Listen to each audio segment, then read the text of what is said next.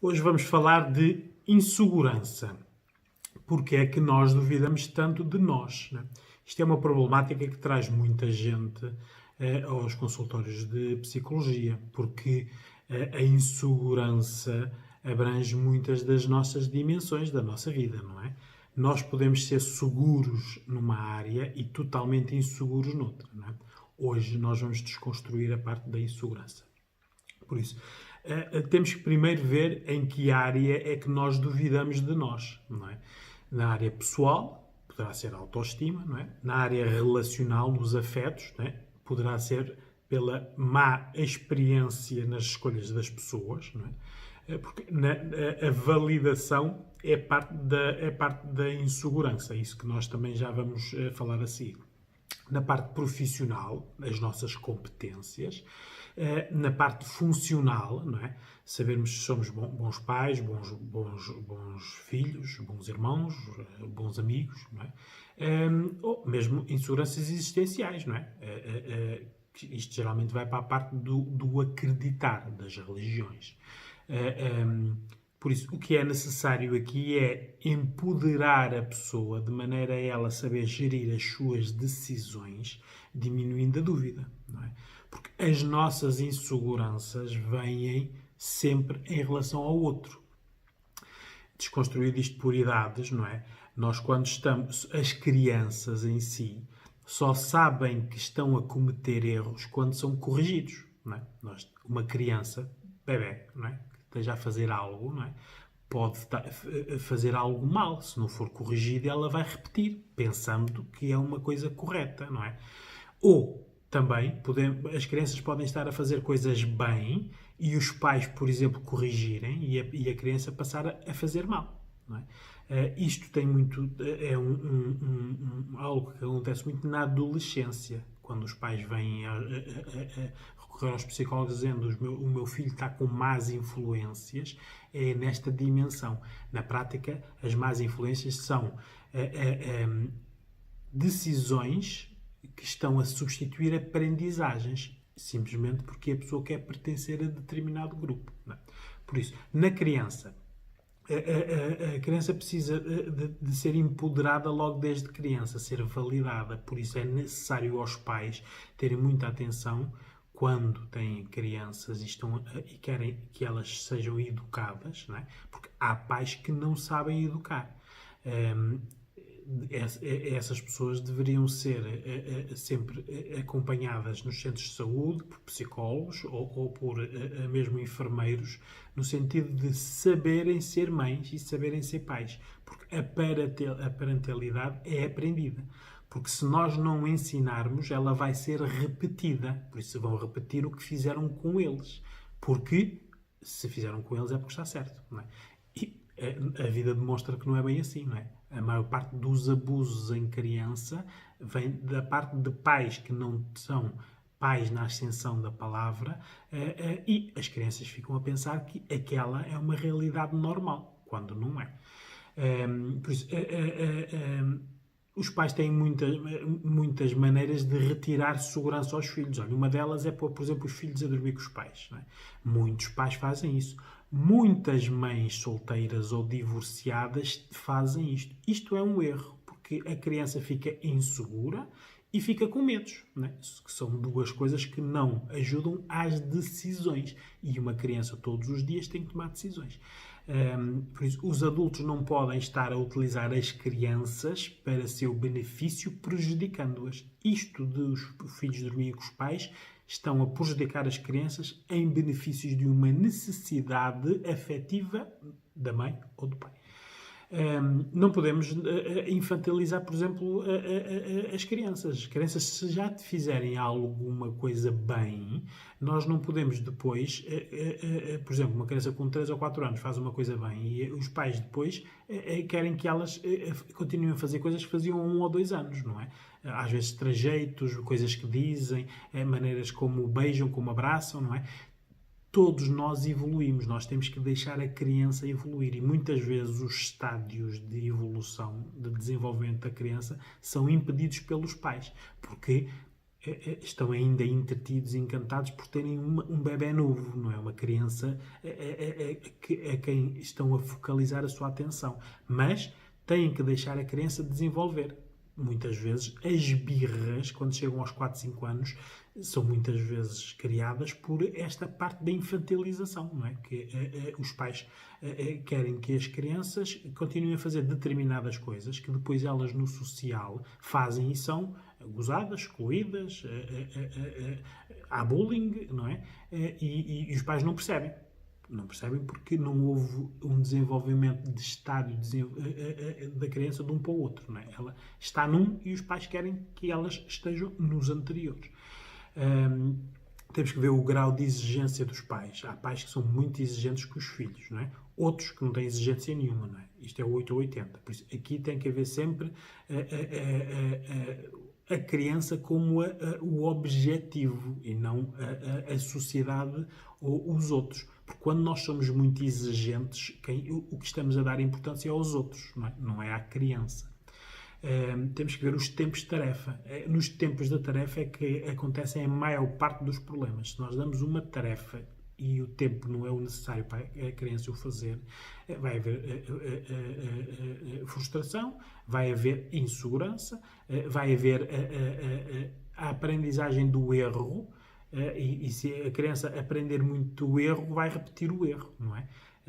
E claro, e depois aqui temos que ver como é que os pais fazem depois a recompensa ou o castigo, não é? Se forem castigos violentos físicos, não ensinam, mas vincam.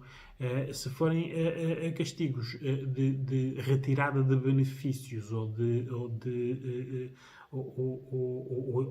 pôr a criança a pensar determinado tempo sozinha, tudo isto contribui para a segurança ou a insegurança da criança. E depois o amor, não é? A criança tem que sentir que tem amor para saber que no bom e no mau tem um amor. O amor nunca pode estar em causa, não é? Porque muitas vezes nós ouvimos alguns pais dizerem aos filhos, mesmo crianças, não é? Claro que isto é da boca para fora, mas acabam por dizer, não é? Se não fizeres isto, já não és o meu amor, ou já não te amo. Isto são situações que estão a dar à criança a aprendizagem de que o amor está lá no bom, mas não está lá no mau, não é? E nós sabemos que o amor é necessário no mau, porque no bom, não é? Ele muitas vezes é desvalorizado. Quando chegam a adolescentes, as crianças, não é? Põem tudo em causa pelo grupo, não é? Porque eles têm que sentir que pertencem a algo, não é? Ora, aqui vêm as tais situações que eu disse, não é? Ele em casa tem determinadas aprendizagens, está num grupo que tem outro tipo de aprendizagem sobre a mesma coisa, não é? Ele vai adotar as do grupo, as tais más influências para os pais, não é? Mas nós às vezes temos que primeiro pensar se a aprendizagem que está a substituir outra aprendizagem é boa ou má, não é? Porque pode ser má para os pais, porque os pais estão a pensar nos outros, não estão a pensar nos filhos, não é? O outro é muito importante na educação e os pais cada vez mais educam os filhos para os outros. Os psicólogos que acompanham as crianças desde tenra idade estão fartos de dizer, já há vários estudos científicos que dizem, e muitos pediatras repetem a mesma coisa, não é? Que a criança tem que divertir-se, tem que ser criança. Ora, o que acontece é que cada vez entram mais cedo na escola, cada vez aprendem coisas difíceis mais cedo, cada vez... Ora, isto é um grau de exigência cada vez mais cedo que impede a criança de ter os seus estádios de desenvolvimento. Ora, porquê é que é este grau de exigência? Por causa dos outros. Por causa da sociedade, né? Porque o meu filho tem que ser o melhor, tem que terminar o curso mais cedo, tem que... Né? Isto é o outro. Ora, cada vez mais os pais têm que educar os filhos a pensar neles e não nos outros.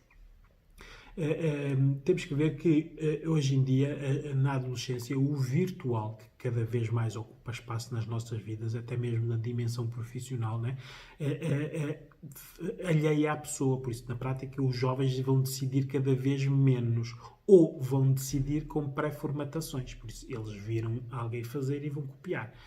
E as redes sociais o que mais fazem é influenciar os jovens. Não é? Por Isto é um perigo que só daqui a 10, 15, 20 anos é que nós vamos ver que cada vez mais as gerações vão ficando menos inteligentes. Menos inteligentes no sentido de têm mais recursos, não é? Mas pensam menos, não é? São mais influenciados. São tratados nas massas, não é? Depois, em adulto, nós temos aqui que as experiências é que moldam a sua segurança. Se têm boas experiências, muito bem. Se tiverem más experiências, ficam inseguros, não é? Mas muitas vezes as boas experiências também podem dar insegurança, não é? Isto depende sempre do contexto onde a pessoa está, não é? Há pessoas que são excluídas por serem muito inteligentes, por fazerem as coisas sempre bem, serem perfeccionistas, porque não é o normativo, não é? A maioria das pessoas não é como elas. Então elas estão a ser excluídas por fazerem bem, por terem aprendido bem. Isso não é preciso ir muito longe para nós vermos que numa sala de aula os alunos que têm 20 são aqueles que são mais gozados, não é? Por quem? Por todos os outros que não conseguem ter 20. Não é? Aquela pessoa não deveria ser a não normativa. Aquela devia ser a normativa se todos os outros tivessem o mesmo contexto e a mesma capacidade de aprendizagem. Não é? Os idosos têm muitas dúvidas, muitas inseguranças, não é? Porque para já estão a perder capacidades, não é? E quando nós perdemos as capacidades físicas, mentais, dos nossos sentidos, temos mais inseguranças. Aqui, na desconstrução da insegurança, o género também é muito importante, não é? Porque no género masculino, eles são mais validados até no mal, né? As crianças, os meninos, mesmo que façam coisas malas, os pais acabam sempre por os validar, rindo, não é? E achando que pelo menos tentou, não é? Mas estão a validá-los. As meninas é ao contrário, elas são validadas muitas vezes pelas coisas boas que fazem, mas validadas negativamente, não é? Não faças isto, isso não é possível fazer, olha o que os outros vão pensar, não é? Isso é pecado, não é? Isso não é coisa que uma menina séria faça, não é? São estas verbalizações que são culturais que são passadas através da educação, que muitas vezes validam os homens no que é mau e não validam a mulher no que faz bem, não é? Isto são educações que estão pré-formatadas culturalmente, não é? Por isso é que o machismo continua a existir, não é? Ora, se o homem é mais validado, tem mais segurança. E por isso é que nós vemos depois adolescentes e adultos homens que muitas vezes não sabem o que fazem, mas são seguros. E depois temos mulheres que sabem, são competentes e sabem muito bem o que fazem e ninguém lhes dá o devido valor, por isso elas são inseguras. A validação é muito importante na nossa ação.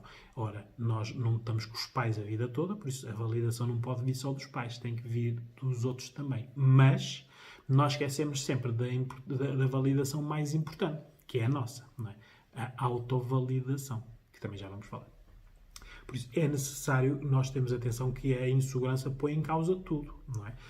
Muitas pessoas sentam aqui à minha frente e dizem porque é que eu não sei fazer e porque é que eu não sei pensar, não é? Ora, as pessoas já vêm de tal modo inseguras, não é? Que chegam a pensar e a verbalizar estas asneiras, não é? Não sei fazer e não sei pensar. Ora, elas são pessoas adultas, já fizeram muitas coisas, já pensaram muito. O problema é que estão a afunilar para determinada área a sua insegurança, não é? Porque muitas vezes chegam aqui pessoas que têm muita insegurança na área emocional, mas são excelentes na sua área profissional. Ora, aquela pessoa conhece a validação positiva e a sua decisão boa, não é? Mas, por outro lado, o que a está a incomodar é a parte emocional, ou onde está insegura. Ora, a nossa intervenção de especialista tem que ser em fazer este transferir de empoderamento de uma dimensão para a outra. Por isso, quando a pessoa diz porque é que eu não sei fazer, não é? Ela pode ter tido experiências boas ou más, não é? Mas tem a ver também com as validações. Ela pode ter feito coisas boas que não foram validadas e coisas más que foram validadas, não é? Nós não sabemos. É isso que nós temos que ir descobrir no passado da pessoa. No pensar tem a ver com o experienciado, não é? A pessoa tem que sempre analisar o que experienciou. Por isso, eu fiz algo, depois tenho que analisar como é que eu me senti no depois, o que é que aprendi, o que é que fiz mal. Este tipo de autoanálise que cada vez mais é menos feito. nas inseguranças, a memória é um ponto fulcral. Nós não podemos ser pessoa segura se não tivermos uma boa memória. Ora, para termos uma boa memória, o que é importante? O sono. Por isso, vão lá ver o meu vídeo do sono. Não é? O sono é estrutural. O sono evita a repetição. Muitas vezes nós repetimos porque não nos lembramos que já fizemos de outra maneira. Não é? E quando estamos a repetir mal, o que vinca é o mal. Não é? Temos que ver que o mal dormir destrói a segurança, não é? Se nós dormimos menos horas, ou sonos que acordamos de hora a hora, ou sonos por turnos, ou sonos de dia, ou sonos farmacológicos, não é? Tudo isto são maus sonos que dão depois insegurança. Insegurança porquê? Porque nós estamos menos capazes. Ora, se nós não temos memória e vamos decidir alguma coisa importante, ficamos inseguros se vamos decidir bem ou mal, não é?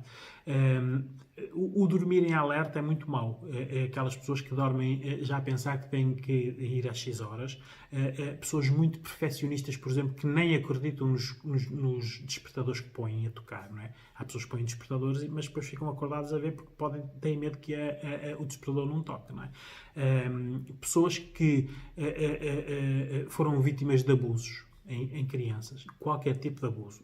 Abuso não tem que ser só sexual, não é? Pode ser abuso de exigência, abuso de verbalização, abuso de não potenciarem as crianças, não é? Porque quando uma criança não teve um bom contexto de educação, não tem um bom sono, não é?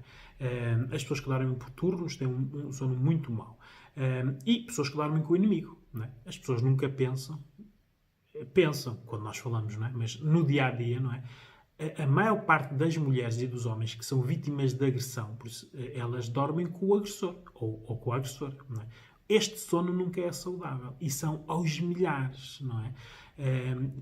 Isto tudo tira poder às pessoas, não é? Era bom vocês verem o vídeo do sono porque é importante nós sabermos que o sono é estrutural em muita coisa. Nós aprendemos a duvidar. É-nos ensinado a duvidar. Os outros, pela desconfiança, né? Ora, estas expectativas. Ora, vão lá ver o meu vídeo das expectativas. Quando nós temos expectativas e elas não se concretizam, nós ficamos desconfiados. Não é? Porque muitas vezes nós esperamos das outras pessoas o mesmo que nós faríamos. Isto não é a realidade. Cada vez menos é. Por isso podemos aprender a duvidar por nós. Nós podemos estar a fazer uma coisa bem. Isso são testes, por exemplo, que se fazem nas universidades, numa sala com 20 ou 30 alunos, que já estamos a falar de adultos que estão na universidade, que pensam, e esta experiência é muito engraçada, não é? Pomos uma pessoa a fazer uma coisa bem, não é? E pomos todos os outros, claro, isto já foi preparado, não é? A criticar o que a pessoa está a fazer. Ora, a determinado ponto, a pessoa sabe que está a fazer bem, porque já fez noutras alturas, não é? Já alguém lhe disse que ela fez bem, mas como está toda a gente a dizer que ela fez mal, ela começa a ter inseguranças, não é? Por isso, o contexto e os grupos abalam a nossa insegurança. E cada vez mais as pessoas estão influenciáveis, não é? Na parte do relacional é importante, não é? Porque muitas vezes a parte como nós lidamos com os pais, com os avós, com os irmãos, não é? Com os amigos, constrói-nos a segurança, não é? Se nós formos sempre a pessoa que faz tudo mal, a pessoa que só faz asneiras, tu alguma vez fizeste alguma coisa bem, esse tipo de verbalizações vão criando um perfil. Ora, nós depois, quando chegamos a um lado, vamos com esse perfil atrás, não é?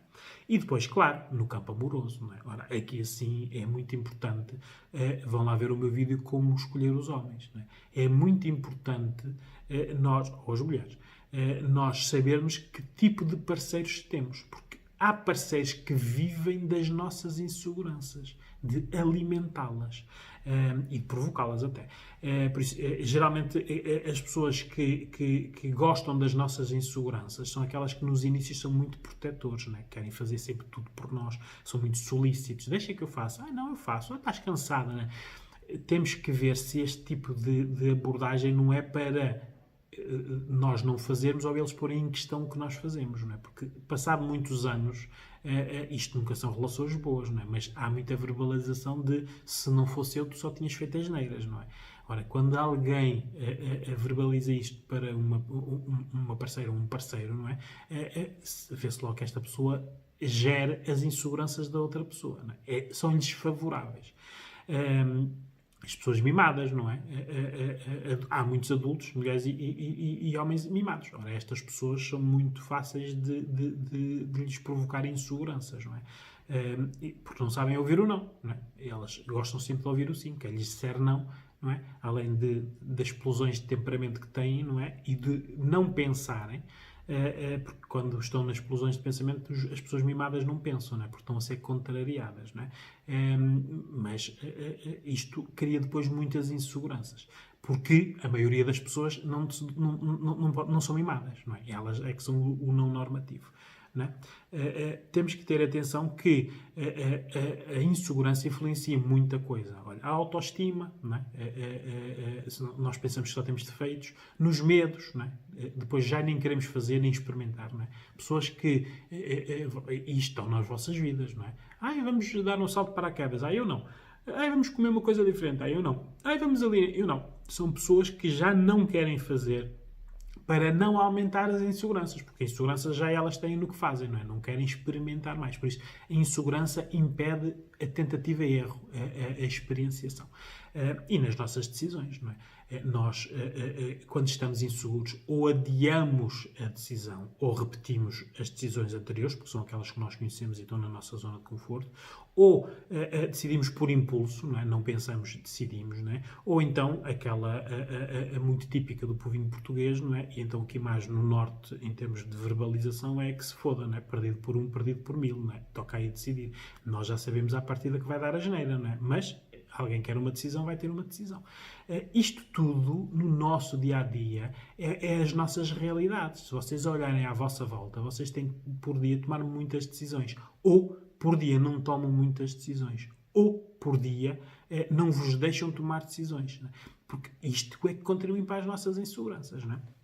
A nossa intervenção do especialista é sempre nos padrões das pessoas, não é? Elas têm determinados padrões, nós temos que os analisar e ir alterando. Temos que empoderar a pessoa, dar-lhe confiança.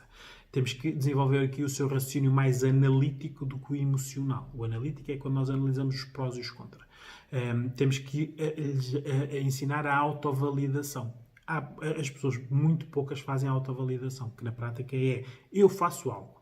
Se eu me senti bem a fazer, se eu me senti bem feliz depois de ter feito, os outros não me interessam o que eles dizem. Né? Há muitas vezes na vida que nós fazemos isto, mas às vezes é para contrariar. Só que nós não devíamos fazer isto para contrariar, devíamos fazer isto sempre. A nossa validação não deve estar sempre dependente do outro, também deve estar dependente de nós, porque nós adultos, né, já temos alguma experiência de vida, por isso sabemos o que nos faz bem, o que nos faz feliz, e quando os outros estão a dizer algo para nós não fazermos, não sermos felizes ou não estarmos bem.